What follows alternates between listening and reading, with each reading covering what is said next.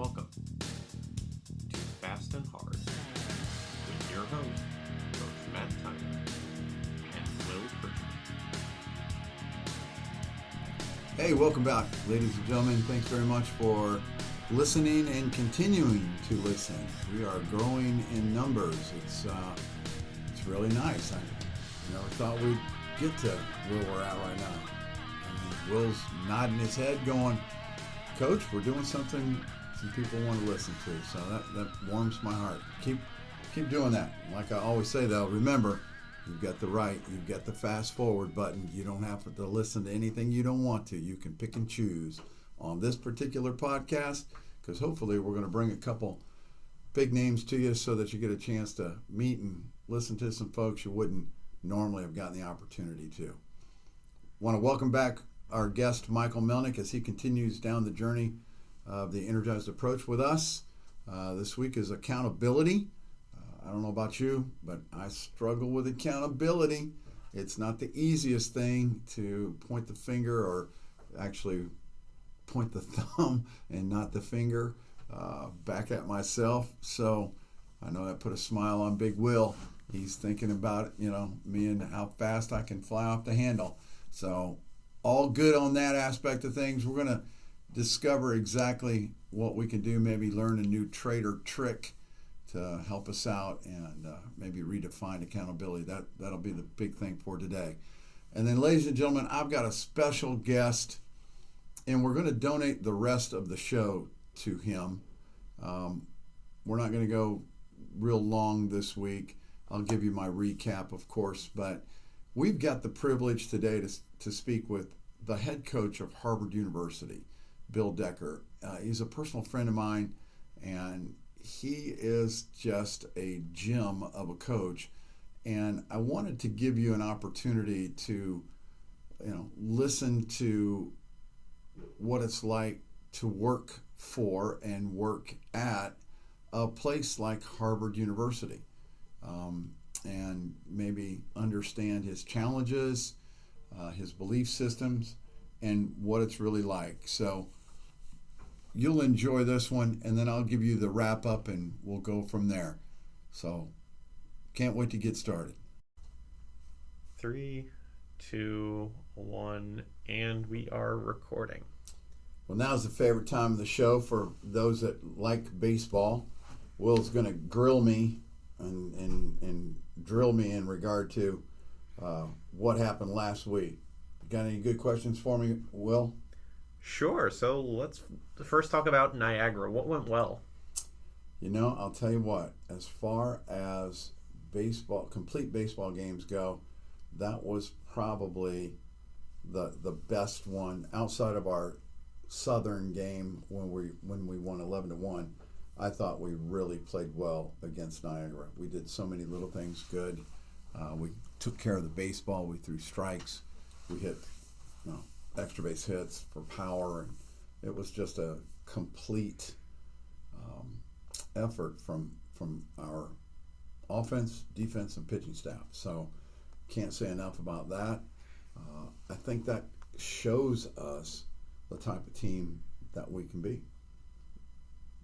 I agree completely. So moving on, let's go talk about Princeton. Series split. Towson winning on, of course, Friday and Sunday. Saturday, and both games in the doubleheader Saturday. Very high scoring games overall. You can say it. Oops. And it baseball is a funny game for those that have been involved in it for as long as I have. You get a team like Princeton to commit to come in, and a lot of fans probably don't know anything about Princeton, but they're run by Scott Bradley and a great staff, and former major leaguer, and he always can pull some pretty good athletes in there, student athletes in there, because of their connection with the Ivy League. They had played some tough competition this year, and it's almost as if, gosh, I don't want to face a team that's winless, because sooner or later they're going to be winners.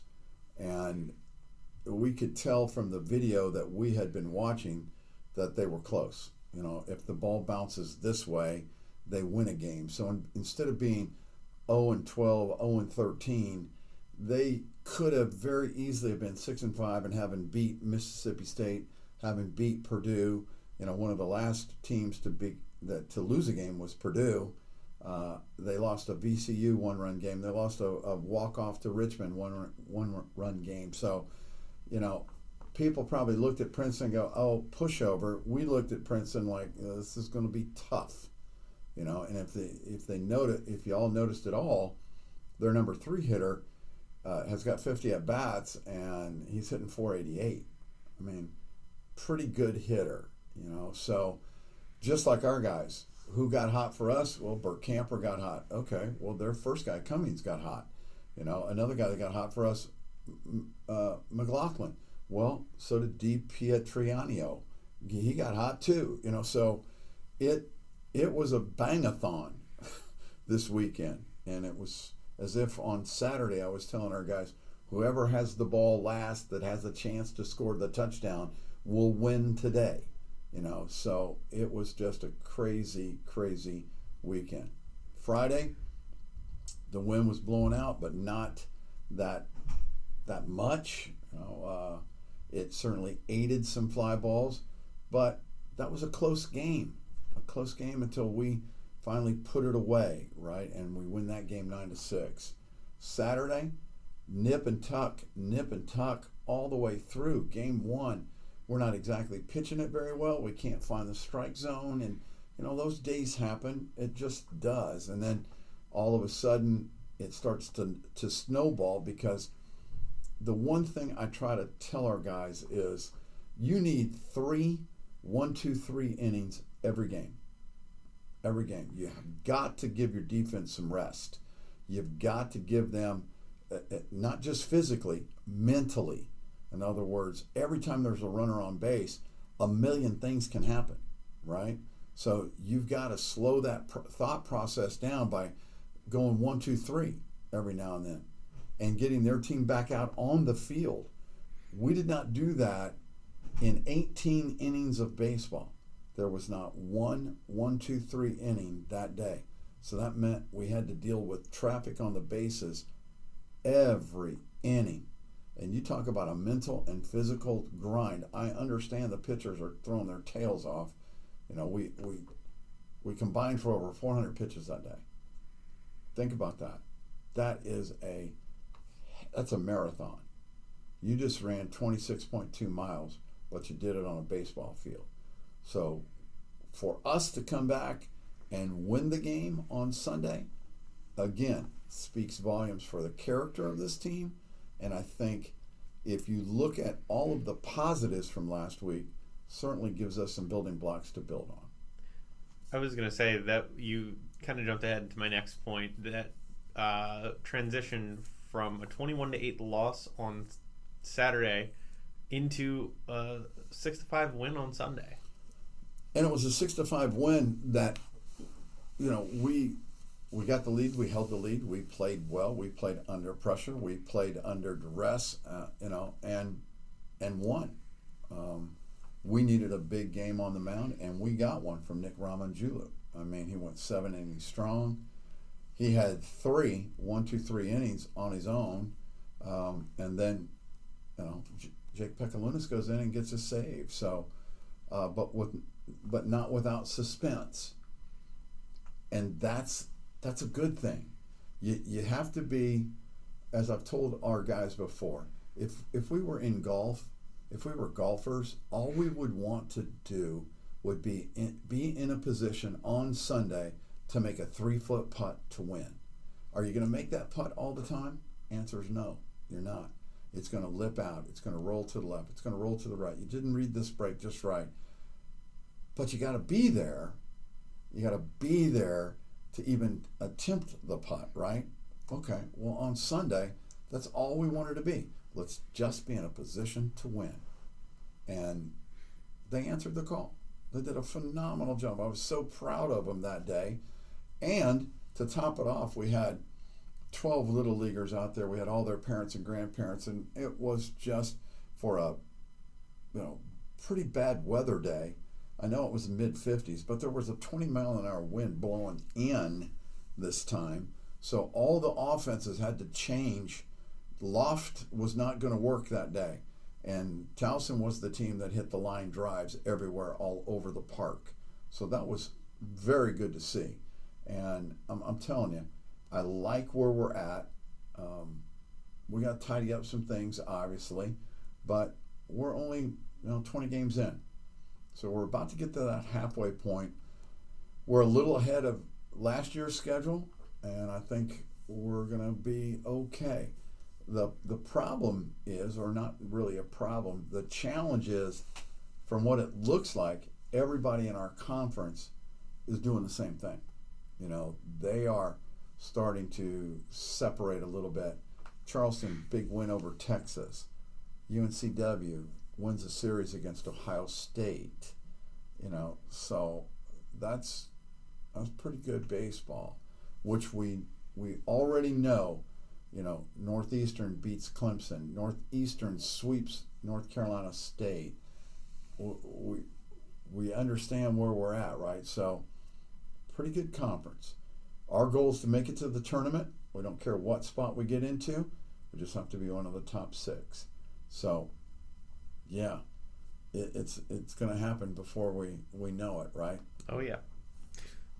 So, looking ahead, going down to Virginia on Tuesday, Richmond Wednesday, and then Friday, Saturday, Sunday, you're back in Towson for a series against UMass. Virginia, what do you think some of those challenges are going to be for Virginia? Well, just looking at the reports on them today, you're talking about a team that's only lost one game. They're 19-1. Everybody on their pitching staff has an ERA under 3, except for one. We're going to face a top-notch left-hander at that game. Every one of their hitters are very respectful, and a couple of them over 3. One guy touching 400. So it's going to be a good game. I certainly put them in the same category as the LSUs and the Miamis. They've been there before. They've won national championship before under the leadership of Brian O'Connor. So, it's going to be a tough game. As we already know, it's on ESPN ACC. So, 4 o'clock. Hopefully, people will have watched it by the time that this hits the airwaves. Richmond, they're off to a 12-5 start. So they are putting W's up right now too. We'll throw Teddy Blumenauer on Tuesday, and we'll throw Ethan Pecco on Wednesday. He'll start. He's in the middle of an injury recovery pitching program, and we really, really do like what we see. He's a low 90s guy, so if we can just bring him along slowly, just like we're doing, maybe he'll have some input for us in the middle of our conference run. So that would be ideal. We've gotten some guys starting to hit. Burt Camper was nominated for one of the 10 players of the week on a national level. He had a pretty good weekend. Hit 5 bombs. Pretty cool. Pretty good week. So, we're trending in the right direction. Saturday, I just look at it as one of those anomaly days. There was one guy that threw the ball pretty well that day. Everybody else just had a bad day. We just happened to put 10 bad days together on 1-2 game stretch, and thankfully that's over. Now we can build on that, and gosh knows it can't get any worse than that. So we'll get those pitchers rolling in the right direction, and it is being able to combine all 3, pitching, hitting, and defense. And that's the tough part at this level. All right, well, that just about wraps up all my questions that I got for you. Well, I appreciate it, Will. Thanks very much. And ladies and gentlemen, thanks for listening. Hopefully you can make it out to a game soon. We play one more non-conference weekend. UMass tees it up on this next weekend, and then it's conference with Delaware coming into town. So hopefully we'll see you at John B. Sherholz Park soon. The weather's turning. Come on out and take in a baseball game. I think you'll enjoy it. Y'all have a good week. We'll be back with you in just a second, but right now a little word from our sponsor. Hey, Will, we picked up another sponsor tonight. All right, who is it? Advanced Collision in Beltsville, Maryland. Serving cars, buses, fleets, RV, recreational vehicles, and emergency vehicles. They upfit in the Washington, D.C. and the Baltimore areas. Advanced Collision LLC excels at providing paint, dent repair, and auto body work services for your automobile. They use the best products available today for your automobile, and they only use certified, skilled, highly trained technicians backed by state-of-the-art equipment on your repair. And for a couple months, the Jungle Cat and his family kept those techs in business. They offer custom paint and design, professional body work, and repair services for all types of cars, trucks, buses, and recreational vehicles. So if you have a vehicle that needs repaired, do what the Jungle Cat does. Call 301-595-9377 to schedule an appointment. Advanced Collision, your best bet when it comes to automotive repair. All right, ladies and gentlemen, welcome to the show. Once again, we're blessed to have Michael Melnik with us. This week, we're going to tackle one of the more important energy sources. Important because I have a hard time dealing with it. Just like consistency, then the next one in line is accountability, and that'll be what we're discussing with Michael today. And obviously, we're going to be leaning into him for all of his professionalism and ideas on this particular source, because it's a toughie. It is a toughie when you got to look in the mirror and say, am I accountable or not? And I think we all know the answer to that question. But welcome back, Michael. Glad to have you. Let's just dive right into this bad boy and see what we can come up with. Your next energy source is, a head scratcher, head turner. Tell us about it. Tell us what your thought process is with it. Well, first of all, thanks for letting me back in again. Appreciate it. And greetings to all of you. To your point, Matt, accountability is not only one of the more important ones, it is one of the tougher ones. And it's a tougher one for a couple of different reasons. And I didn't know when I first began using accountability or including accountability in the energized approach, it really was because I would go into an organization and they were struggling with a program or an initiative. And what I saw was nobody knew who was responsible for what, right? So they would look at a program and they go, well, that didn't work. And we would say, well, who was responsible? And everybody would be pointing, in an opposite direction. I thought it was his idea or he was responsible, whatever. And that's what I would call the easier definition of just saying who specifically is responsible for what. But what I found after doing this for 20 years is that there's layers to this accountability thing.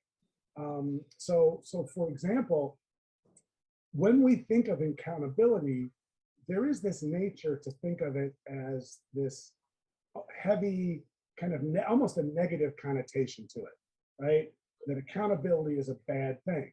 But I want you to think about this. Think about even when you were a kid and you were just dying to be able to mow the lawn for the first time, or you wanted to, be able to, you saw one of your parents working on something and you wanted to participate in it. That at that level, accountability and being held accountable was actually a compliment to you. It was that you're now ready to do this, that I'm inviting you because of who you are and what your skills are and the fact that I need you, I'm inviting you in. And in that regard, accountability is actually a compliment. So part of what I had to do over the years was really help organizations reposition the way they thought about it, because again, we think of accountability and consequences. You didn't do this, you were supposed to do it, now you're in trouble. The flip side of that coin is, I trust you, I need you, I respect you, I want to invite you into this, and then I will celebrate with you the completion of this. That is accountability as well. It's just the flip side of the coin. How did you get people to to flip that coin, because I'm sitting over here as you were giving your first definition, and I keep forgetting that, we're doing a podcast and nobody can see us. So I'm nodding my head, and you guys are, probably wondering, Tyner silent, and he sure is, because I can't help but go right to that definition and to that description of those words that you were talking about, and to think of it as an invitation or a compliment. That's a whole shift, is it not? Oh, it's a huge shift, but you certainly know it in your world. I mean, you were where in the lineup when you played at Miami? Where did you hit? Definitely, I can understand that coaches Frazier and Bertman invited me into the lineup, but I think, and maybe we'll touch on this a little bit deeper, is that accountability can be fearful. And certainly if you own it so much, it could be detrimental, almost to the point where, you could be depressed if you let somebody down, or, so far down. I love the idea of what you said, complimenting somebody. So when you were talking of the flip side of the coin, I was sitting there going, okay, well, how do I tell my guys about accountability from that perspective? And that's a different shift. It is a totally different shift. But so the question I was asking was, where were you? When did you bat? When in the lineup? I hit third or fourth. So third or fourth. Is there a level of responsibility that goes with batting third or fourth? Absolutely. You're there to. Goes with it. But when you would tell me, or you would tell anybody else that knows baseball, yeah, they had me hitting third or fourth. Do you think people heard that as a positive or a negative about you? It's a positive, right? They were saying, Matt, we trust you so much that we are going to invite you to that sweet spot in our lineup, right? That is accountability. You felt a certain sense of responsibility. And I am sure that if the bases were loaded and you didn't get a hit, that probably didn't feel very good. That is the risk that comes with it. But obviously for you and for a lot of other people, is as much of a motivator as it is disabling with fear, right? It drives you to work on hitting the curve, right? I mean, they're going to put me in that spot. They're going to trust me that much. Then I am going to embrace that level of accountability and step up my game. That's what we would all like to think, and I share this from my perspective because, as a coach, as a head coach, I don't want my guys to be burdened by so much accountability. You know what I mean? Sure. And I think that speaks volumes for the style of program we're running here, in that I want them to be aware of it. But to borrow something from Ted Lasso, you got to have a memory of a goldfish, right? So yes, bases loaded. You didn't get the hit. You didn't drive them in. Are you in a position of accountability? Yes. Did I invite you into that? Yes.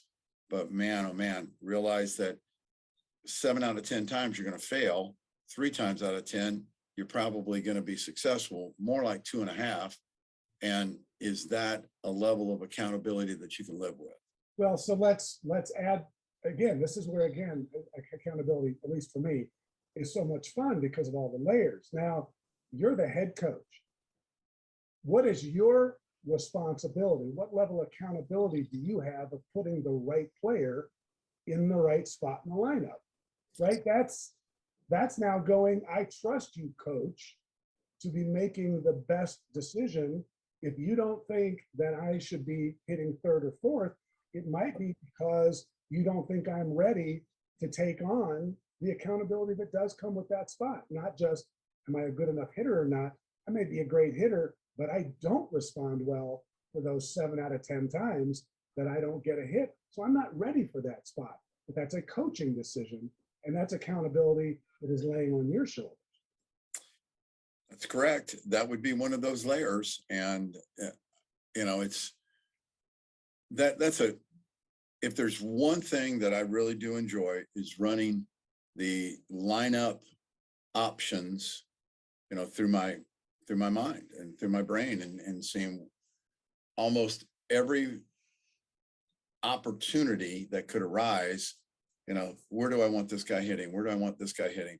And I think from the game of baseball, people have always defined the particular place in the lineup where you hit with, believe it or not, an accountable definition goes with that place.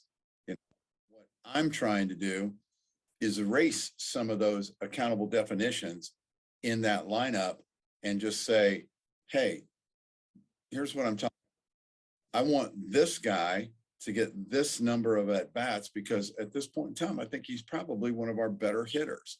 And then just go all the way down to the 9-hole, because the funny thing is that in our game at this level, sometimes young players take that level of accountability that's been predefined for your position in the lineup so far that they put so much undue pressure on themselves, and they can't be successful. So I'm trying to help them understand or recategorize the position in the lineup. Just means that's where you're hitting today, and I hope you get 5 at bats instead of 4, or 6 instead of 5, or 4 instead of 3. I just want you to have more chances to be successful. Absolutely. Well, in this way, what you've just described it's not communicated well unspoken. In other words, what you just described is something that is very beneficial for everybody to understand. And that's why, even going back to some of the other energy sources where communication and consistency are extremely important, because to be able to have a conversation with a team that says, I'm your head coach. I'm going to share with you right now what I'm accountable for, what I want you to hold me accountable for. And that's going to be, depending on the coach, whatever it is that they feel that they can be consistent with and communicate, whatever. As your coach, here's what I'm going to hold you accountable for. I need you at practice. I need 100%. I need to see good sportsmanship, whatever it might be. Now, the thing that I want you thinking about before our next practice is to come back and be ready to share with me, what are you holding yourself accountable for, right? So there are layers to this. And for some of them, it might be, Coach, I'm going to hold myself accountable for letting you know how I'm doing. Because a lot of what you're doing for me as a coach is going to be very dependent on that. And you don't want to get to the end of the season and find out that, 3 months in, I had no idea. I could have helped you with this. We could have worked through this. You could have had a different season had that been out there. So I think what you're responsible or accountable for as a coach, what you expect of them as players, what they're expecting of you, and then what they expect of themselves. Do you find, Mike, that as you get into, we've touched on consistency, communication, commitment, and they're starting to all dovetail in, right? And what you were just talking about regarding accountability, if it's not communicated correctly, then it could be a plow going through mud, right? So it was interesting to me just to listen to that little suggestive piece there, where I'm not 100% sure if I have communicated exactly what my thoughts are with my team. So I'm holding myself accountable for that right now and thinking, oh boy, I've got 3 hours on a bus tomorrow. Maybe I need to get the hitters in the back of the bus, and we just need to chat about it a little bit, make sure people understand that, this is why we're doing this. Yeah, and I think what's really important, there are as many different personalities as there are coaches. There are as many different communication styles as there are coaches. So the energized approach isn't saying, here's how to communicate, here's how to be more accountable. That's literally up to the individual coach. But what I have found, and this is true certainly in business and industries that I've worked in, is that it is very rare for them to be either excellent at or struggling with one particular energy source and not have that bleeding over into several other, right? Because if the accountability is an issue, then the communication is probably lacking at some level, or there isn't a lot of consistency, those types of things. So it's pretty rare. These all come together. The reason that it's so important to separate them out, at least that I have found, is that if you don't separate them out, we don't know why we're messed up, right? We just know it doesn't feel right. We know it's not working right. And if we can't go in and go, how am I doing on communication? How am I doing on accountability? How am I doing on consistency? Aha, there's the gap, and that's bleeding over into everything that we're doing. And it may only be truly one energy source, but it's affecting all of them. So. Interesting stuff. Interesting stuff. Can you recall in your career where you actively attacked accountability and really kind of brought it to the forefront, and you saw a good shift and people understood exactly what was going on and were able to leapfrog into some better successes? Absolutely. And I appreciate you asking that question, because one of the things, and it started with one particular company I was working with, but then it became a kind of a foundation in all of my clients, is that we would go through like a 2-day workshop on the energized approach, room full of supervisors and whatever. But after they understood all the 10 energy sources, after we'd gone and done some walk arounds the facility and interacted with employees and whatever, we came back into the room and we put up sheets of paper up on the wall, and everybody had a magic marker. And what we said was, there were 10 sheets, and one was commitment and accountability and consistency and whatever. And we said at the top of it, it said, I will ... And I said, I want everybody to go up and write an I will statement, something that you are now going to do differently, something that was not in your wheelhouse or on your radar before. Based on these 2 days we've spent together, when you go out there now to work with people, what are you going to say? What are you going to do? What behavior you're going to have that's going to be different? But what was beautiful about it was there were 30 guys in the room. And so you had a list of 30 behaviors. I only had to come up with one. Another person only had to come up with one, but then I had 29 other ones of going, oh man, I never thought about that as a way to demonstrate consistency. I never thought about that as a creative way to hold people accountable. And all of a sudden, people had this toolbox of energy source behaviors that they could put into play right away. So once they had that map of sitting there and going, oh my gosh, I never actually thought about that. They were doing their trainings differently. They were doing their observations differently. They were interacting with their family members differently because there were things on their radar that just were not on their radar before. And I think that speaks volumes for the approach, in that, if you think of accountability and you have such a, Mike, you and I both come from different generations, right? Where it was, okay, you did something and then you're held accountable for it and you got reprimanded and that was it. Well, today's generations are maybe a little bit different. I mean, you have to figure out, you can't just go, well, go run a mile, or 50 Burma road drills, or anything like that. You got to come up with something that is heartfelt, understandable, and one that just doesn't dismiss the player or the person. So you're giving us a pretty good idea of what maybe some exercises we could do, to come up with. I will ... Yeah, I mean, even after a loss, just sit there and go, all right, none of us really enjoyed that particular experience. We're all gonna be back for practice on Monday. When we go back on Monday, you will what?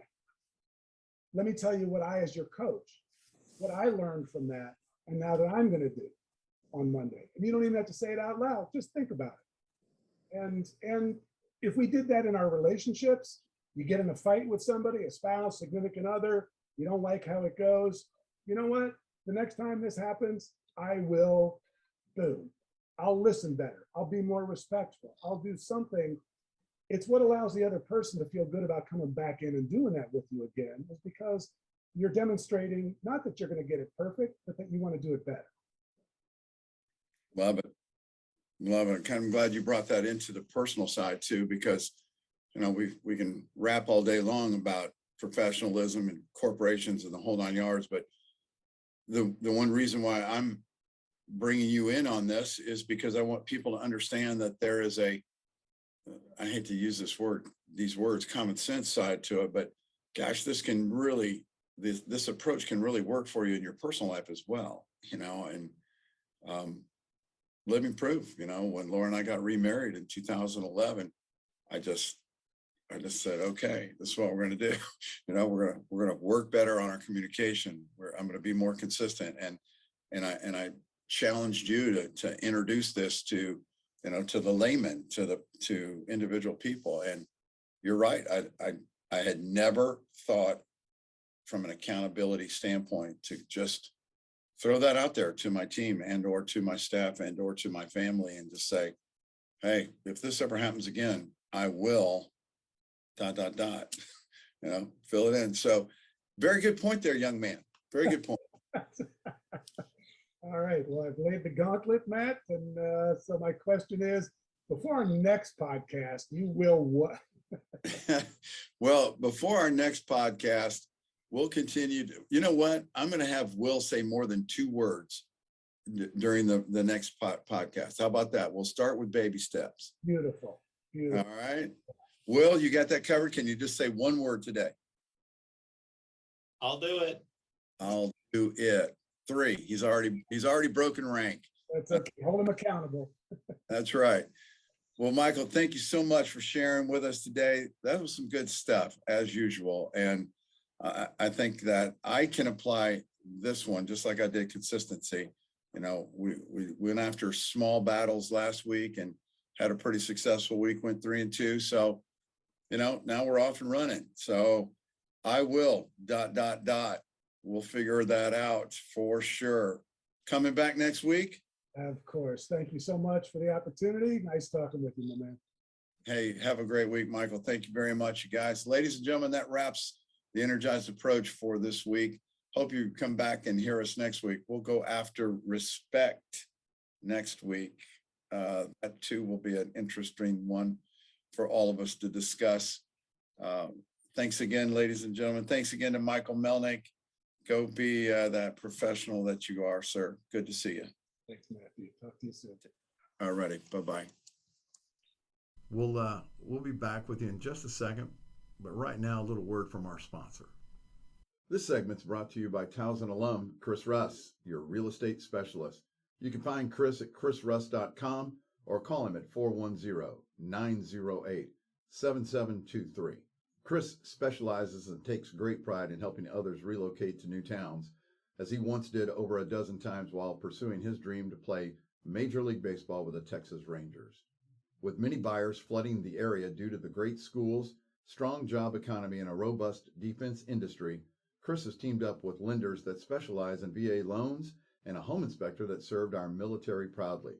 Whether you are looking to commute to Howard County, Fort Meade, Baltimore, Bethesda, or Washington, D.C., Chris is familiar with the communities and the commuter locations that will serve you best. That's Chris Russ at chrisruss.com, 410-908-7723. Another proud TU alum. That's Chris Russ at chrisruss.com, your real estate specialist. Ladies and gentlemen, my next guest, I'm going to keep anonymous right now until I build up the story. As a young baseball player, or for that matter, a young athlete, everybody that's ever laced them up in any way, shape, or form has always dreamt about going undefeated. And we all know how cringing that first loss may be. If it's the first game, you know you're not going undefeated. And if it's the 20th game of a 25-game season, it shatters you the whole 9 yards. And I know that sometimes, just for kicks and giggles, as a coach at any level, whenever we've lost that first loss, I've always said, my goodness, folks, we're not going undefeated, and snickers happen or laughs happen. And, everybody looks at each other like, nobody goes undefeated anyway. And you know what? For about, I don't know, I've been involved in the game since I was 4 years old. I've only been on one undefeated team, and it was my freshman high school football team. We went 9-0. That's it. So think of all the seasons that I've played and all of the games that I've been in, and unbelievably, I caught myself reading College Baseball Insider, and I was reading a story about a young coach that had led his team to an undefeated season. And I was looking at it and going, well, that's not bad, but how long was the season? 20 games, 22 games, 30 games? And when I saw the record, I was just absolutely amazed at what had this coach and team accomplished. And little did I know that about 3 weeks later, I would be on a school bus heading to a camp, a clinic at the national level. And I was talking to this guy, and he shared with me his name, and his young son was with him, who, by the way, is now into coaching as well. And I was like, oh, yeah. And then I remember distinctly turning away because I was in the front seat, and I think this gentleman was 2 seats behind me, and we were talking. And all of a sudden, it dawned on me, and I just turned around and I said, oh, my God, you're Mr. Undefeated. And he looked at me and just shook his head like, oh, my God, who is this crazy man in the front seat? Well, ladies and gentlemen, our next guest is currently the head baseball coach at Harvard. And I got to introduce him as Mr. Undefeated. Mr. Bill Decker, please tell us that story that happened when you were at Trinity. I know you didn't finish it all undefeated, but for goodness sakes, you ran the table in the regular season undefeated. What was that like? It was a blur. Spoken like a true coach. It was a blur. No, I think, Matt, and again, both you and I have been doing this a long time. When you surround yourself with guys that know how to get off the floor and brush themselves off and just kind of rally around one another, and can overcome any obstacle, whether it's, a bad bounce or a bad field or bad weather or the sun or even our good friends behind the catcher, the men in blue. They just kind of came to play every day, and they really just kind of rallied around one another. I think what happened was, you win 15, then you get 20, and then some people start taking notice. And I think the key thing for that club at Trinity in 08 was they were able to just kind of stay away from all the whispers and just kind of stay to the task of just trying to play every game the best they can and move forward. So it's been a while. I mean, it's 13, 14 years now. But just a bunch of really good kids that were supported by their families and their friends. And, listen, you can only play 9 at a time. So, those types of things still happen along the way too. But, once you move past those things, it was pretty cool, to be honest with you. Sure. The year was 2008. How many regular season wins did you put together?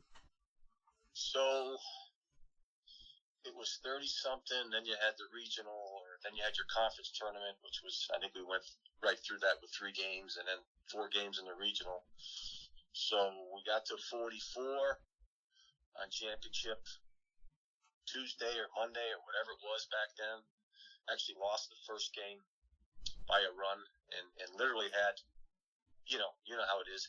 You had time for a hot dog or a Diet Coke or whatever between games, and you had to strap it back on, and we're able to win that day and finish up 45-1. So it was exhausting.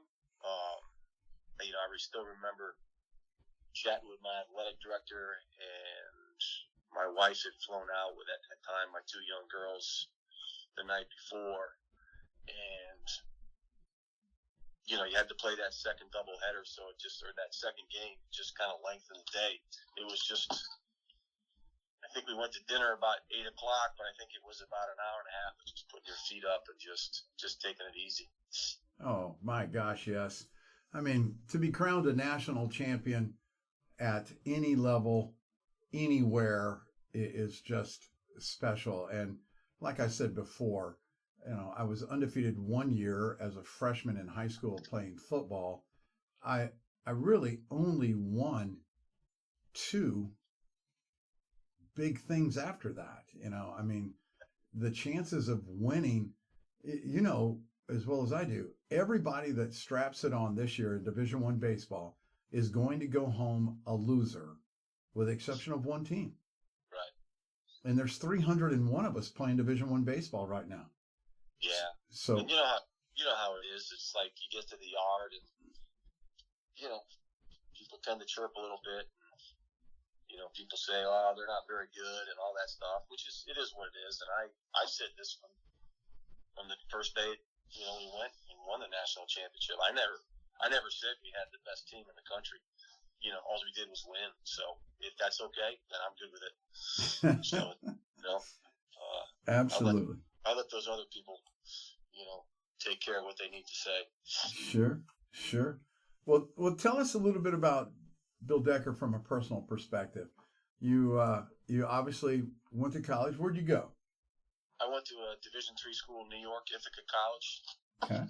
And you're a 1985 graduate, right? 1985, grew up in a small town in the western part of Massachusetts called Greensfield. Son of, Dad was originally a school teacher and then a coach and then, principal and superintendent. And he was in public education for over 45 years, one of 6 kids. Mom was basically a stay-at-home mom until we got a little bit older, and then, went to work to try to raise a few funds so we could eat with 6 young kids. But went on to Ithaca and then didn't really know where my path was going to go after that.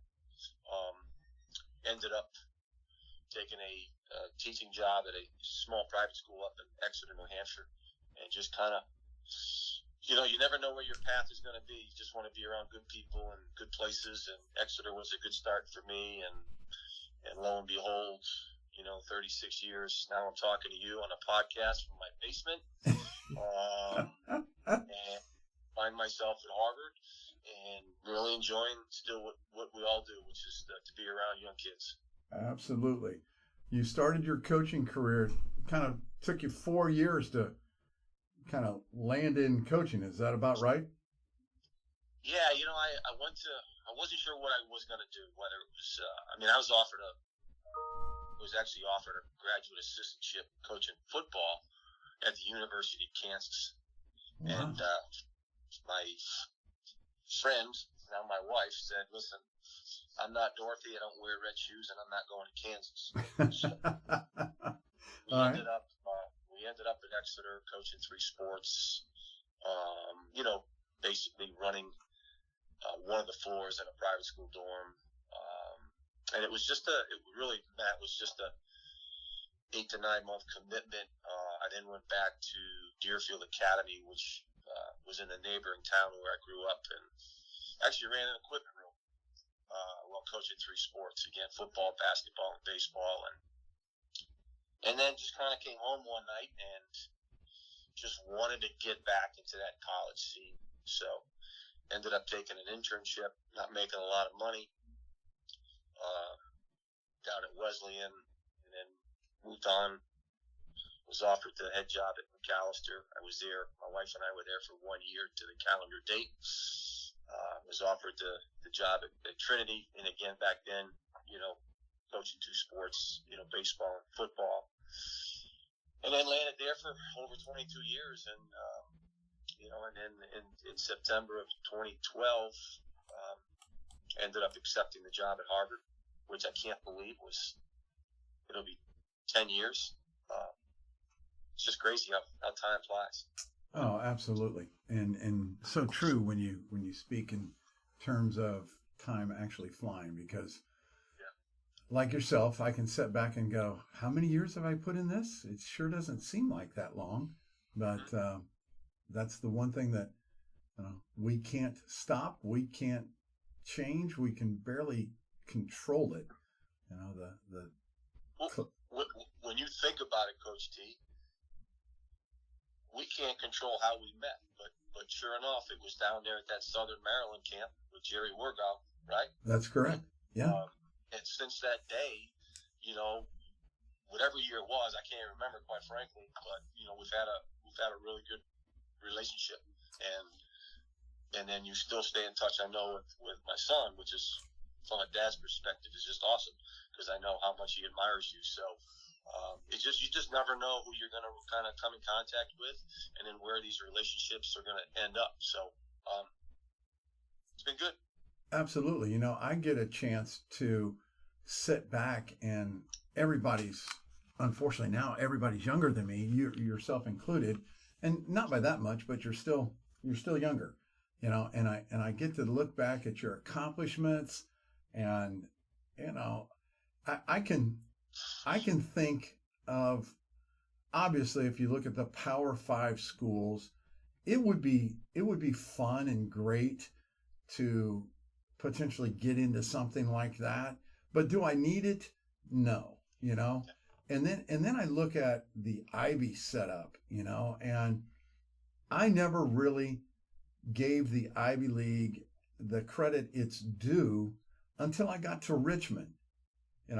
I would consider Butler a great academic institution, Bellarmine just, a fine institution. Richmond really kind of opened my eyes to what we're trying to do here at the secondary level. And I think that's what, in a sense, led me to Towson also, because if there's one thing we're striving to do here at Towson is to take the state school moniker off of us and look at us from an academics perspective of top 100 in the United States. And that changes the landscape of who you deal with and the expectation level that's set. You coach at quite possibly the most sought after college degree in the world. Would you agree, or am I in left field? No, I mean, obviously, there's an argument to be made that we are the top school in the country, and that's fine. I'm not here trying to make that argument.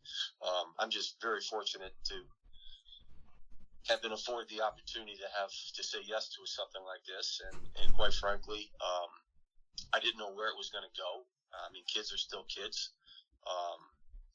They're still very impressionable. They still have a lot to learn, but they're just so fun to be around, and they can really drive you, and they can motivate you if you leave them alone and don't stay on them too much, because they know how to do it. You just gotta lead them to the water.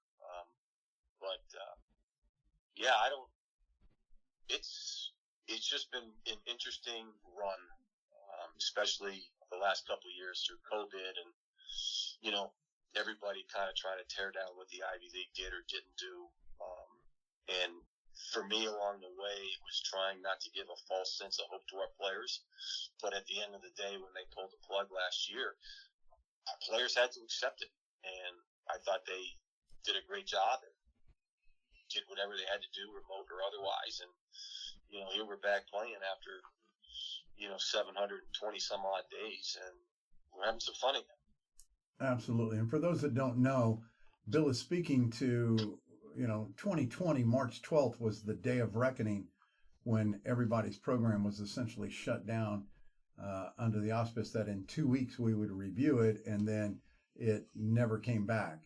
And then in 2021, which was last spring, there were a number of conferences that decided to only play within themselves. And then a couple conferences decided that they would strictly play North and South and really make it even smaller. And then there were a couple conferences that decided to shut it down completely and not risk the health of their student athlete for the benefit of the game. And, and we all have to respect that. I mean, it was trying times for all, and that's what Bill's talking about. His club, you opened this year at Miami, is that right? Yep. Yes. Yeah, we did. Same thing we did, with the exception you went out and won the first game, and we did not. So speak to us about what that feeling must have been like. You played it competitive, though. I'd tell you, I didn't know what to expect, other than the fact that we were playing again. It'd been a long time. Nice environment down there at Rodriguez Stadium down in Miami, and we just played well enough to win the first game, and the Miami people were very gracious. We had a good ball game with them. The second day, we lost a 2-1 game. So it was a competitive environment for us, and that made me feel like, you know what, something was lost in the last 2 years because of the effects of COVID, but our guys didn't lose their edge. They didn't forget how to play the game. Certainly there's going to be mistakes in this special game we play, but it was good to see them. Guys that didn't play, we didn't forget how to coach. It's just about relationships and trying to put kids in a position where they can succeed. And we didn't play well game 3, but against a good club like that, anything could happen, right? But to win a game down in Miami was pretty special after not playing for almost 2 years.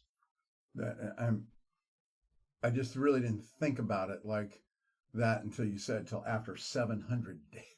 I'm like, holy cow, that is a long break. But it's a testimony to the resiliency of the kid of today and the talent levels that you and I get a chance to coach.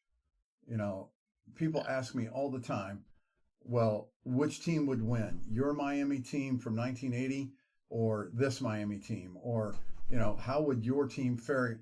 And of course, I'm gonna vote for my team in 1980, right?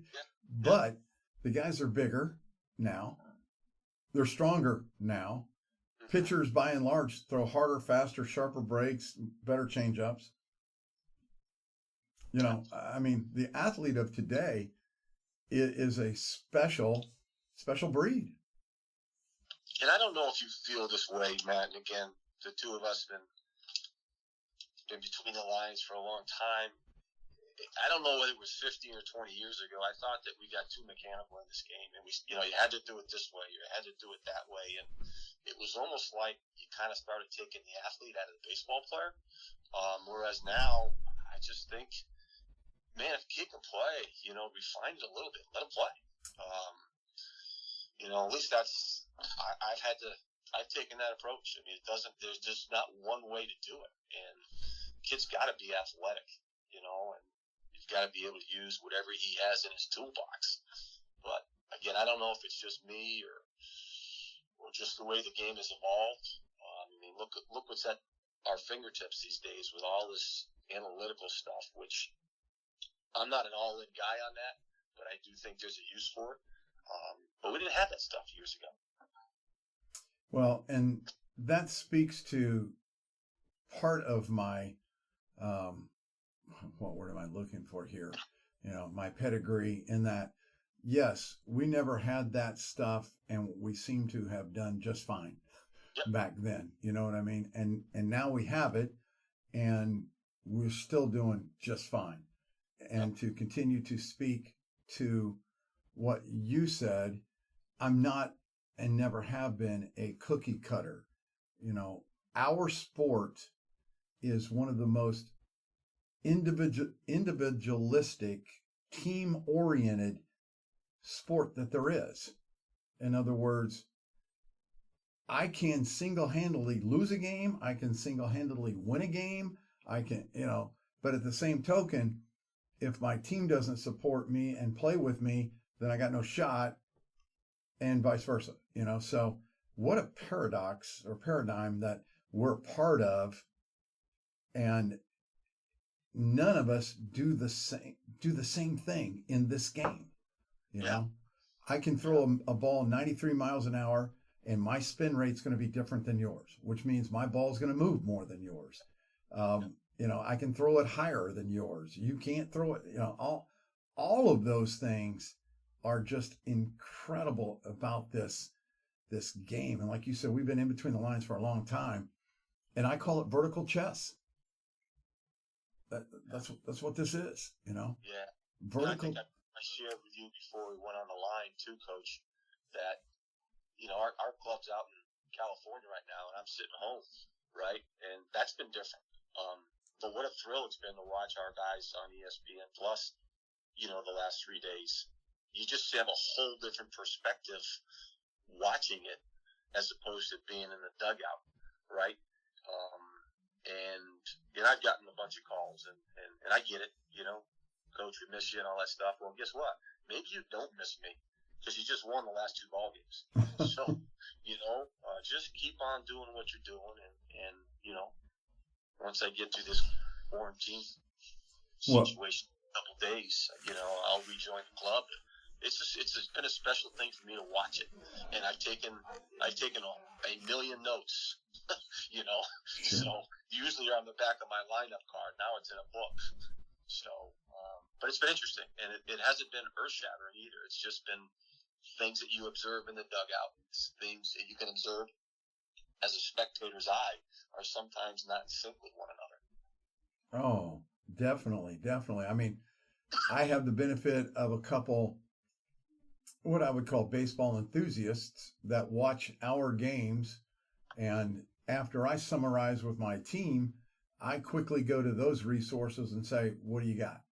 And I listen to that because I just believe there's strength in numbers. And when you can share different perspectives, maybe then you bring some balance into it, and the sky's not totally falling, if you're playing bad, nor is the sky just, North Carolina blue when you're playing great. I mean, there are some things that need to be addressed on each side of the coin. So I applaud you for doing that. That means that, you're going back to becoming a student again. And I've often said, I think we've got some great talent here at Towson this year. I really think that we're going to hit our stride. And when we do, the sky's the limit. If I don't push the wrong buttons, and I mean, you and I both know that a coach maybe has one move, maybe 2 in each game that might have a positive or negative effect. Yeah. And otherwise players play. Yeah, I was going to say sometimes not touching the button is the right thing to do too. Absolutely. You got to have a little feel for that. I mean, I know it comes with experience and it comes through failure and learning and all that other stuff. But, I just think being a good learner is a better way. If you're a better listener, you're going to be able to learn a little bit along the way. Those little details, will stay with you. Well, I know for a fact that you've built a heck of a staff. You've got some great coaches with you, but it would be remiss of me not to say, I'd like to step off the grid here and have you talk to my listeners about the path your son decided to follow and how proud you are of him. Yeah, it was, obviously he's, for those that don't know it, my son is 28 years old now. But like a lot of father and son relationships, I'd like to think we had a really good one growing up, and now that he's all grown up, it takes its turns every once in a while because everybody wants something, instantaneously. But Kyle was, Kyle actually played for us at Trinity after he was a 3-sport athlete in high school.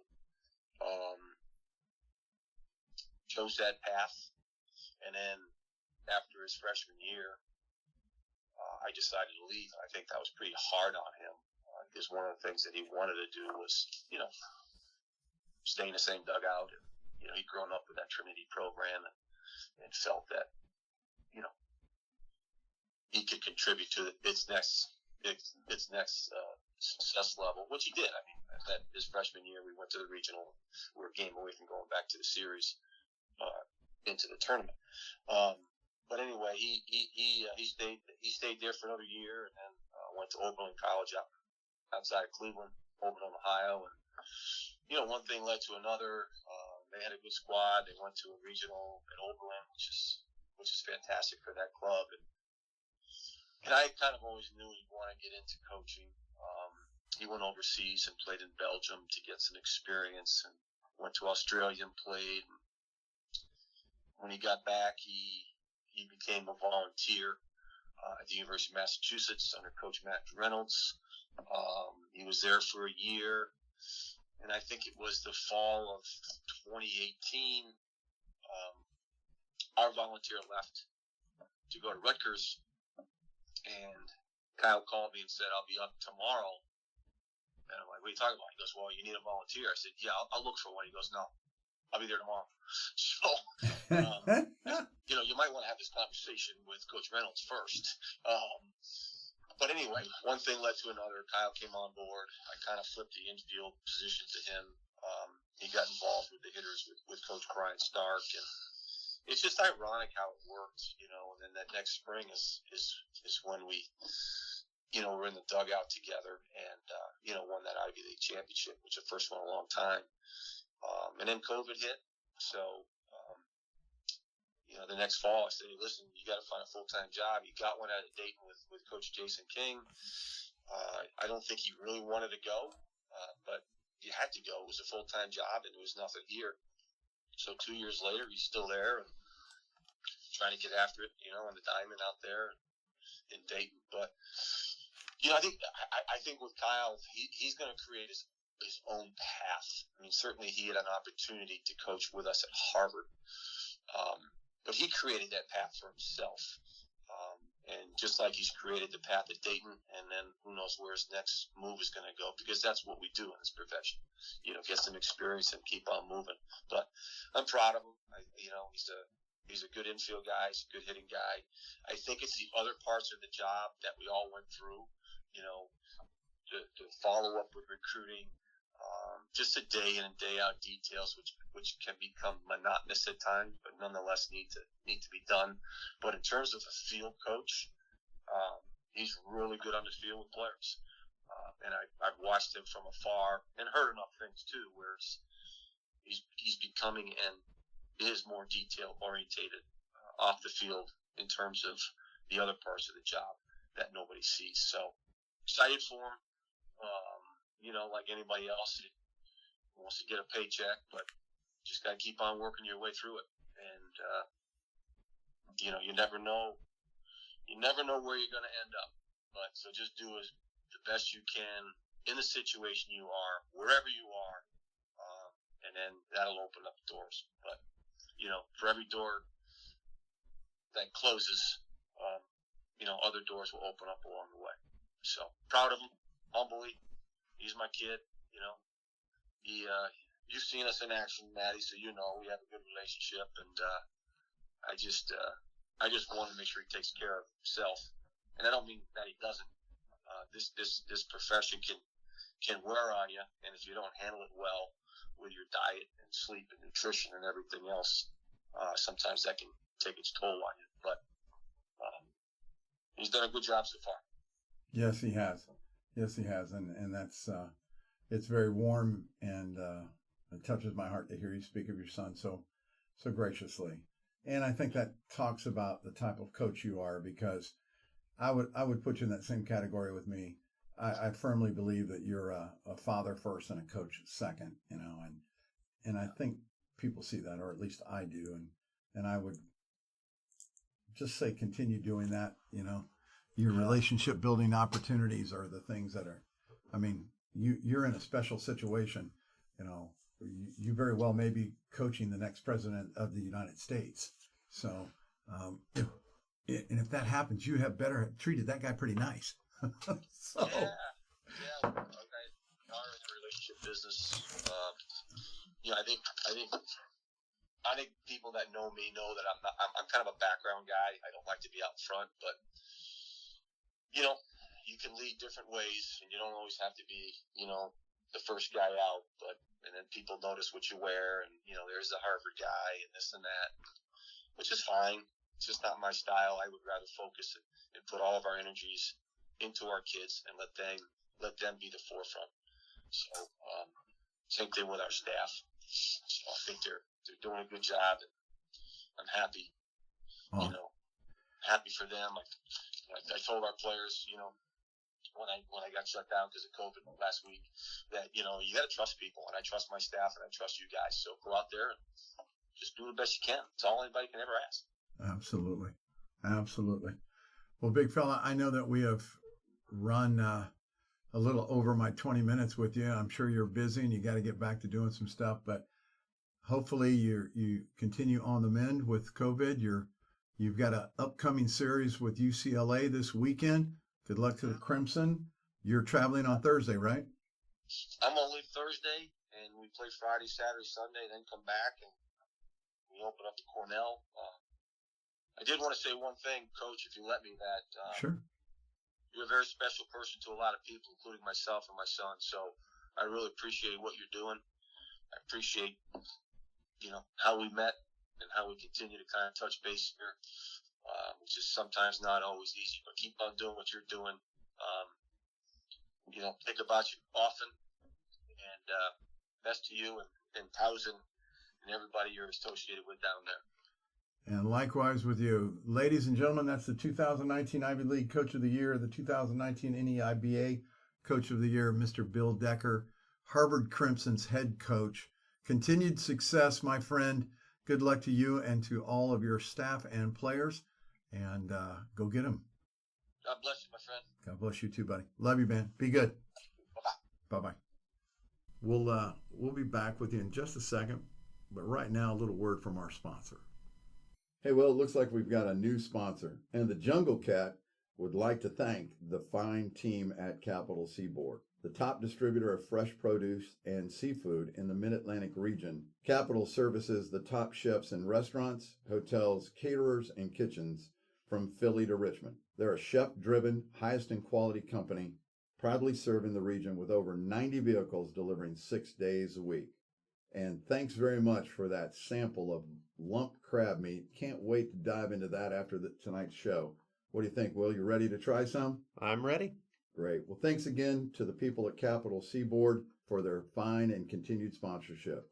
Whew, that wraps up quite a show, big guy. That was an excellent interview with Bill Decker and, of course, Michael Melnik in the Energized Approach. We also want to take a little bit of time out right now to thank Chris Russ and his continued support as a real estate professional. Call Chris with all of your real estate needs. Capital Seafood and Advanced Collision continue to support us at a very high level, and we really want to thank them for their continued support. Ladies and gentlemen, that does it for this week. On behalf of myself and Will Not the Thrill, we always enjoy having you. Thanks very much for listening to us. Please come back, and remember, if you want to see change, then be the change. Be the change you want to see in the world today. And God knows we need people that can make it happen. Y'all have a great week. Be good and do good. Take care, my friends. Do you have any questions you wish for us to discuss? Anything you want to talk about? Feel free to email us at mtyner@towson.edu. That's mtyner@towson.edu or wprich1@students.towson.edu. That's wprich1@students.towson.edu.